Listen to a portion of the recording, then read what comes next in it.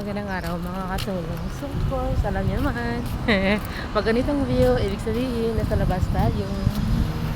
So actually kasi, ano lang, kalalabas na rin ng amo ko.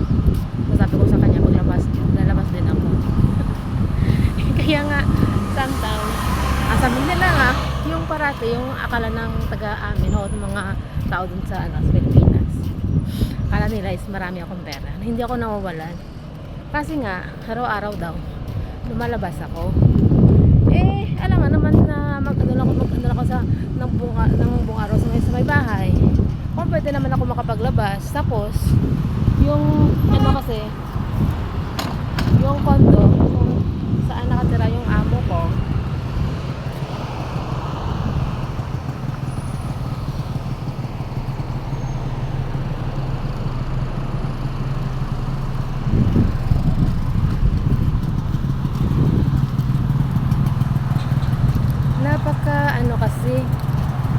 napaka convenient kasi yung place nila. Oo, yung lugar nila ng amo ko. Pagkalabas mo lang kasi ng condo, merong shopping mall na 3 minutes walk, merong shopping mall na 15 minutes walk, magkabilaan pa. Kung gusto mo talaga pumunta ka sa syudad, so kung gusto ko naman na pumunta sa isang lugar na marami talagang shopping mall na papasukan ko, edi punta lang ako ng Orchard. Pwede kong lakarin, pwede akong sumakay ng bus. Ang importante lang kasi, kahit na mag-window shopping ka lang, okay lang naman.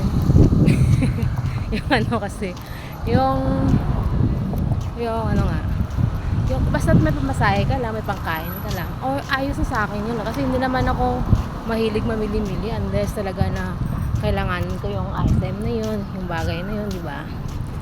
Pero di ko nga alam. kung lumalabas ka ba, kung lumalabas ka ba araw-araw, marami kang pera. Marami akong resibo.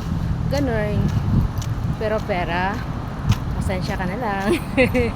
wala tayo dyan. Advance nga parato yung sahod ni madam niyo. Ni madam, asa ka pa dyan. Dito kasi sa Singapore, mga katulong, as in, grabe yung weather. Sobrang init. Tapos, hindi naman kasi mahilig mag-on ng aircon yung amo. Kaya ang amo ko is mahilig rin lumabas araw-araw. Kasi nga, napakainit kasi. Tapos sa loob lang kami ng bahay. Tapos natamalan ako mag-open ng electric fan. Pag mahangin kasi, halos na mga kapil doon sa may bahay, lumilipad.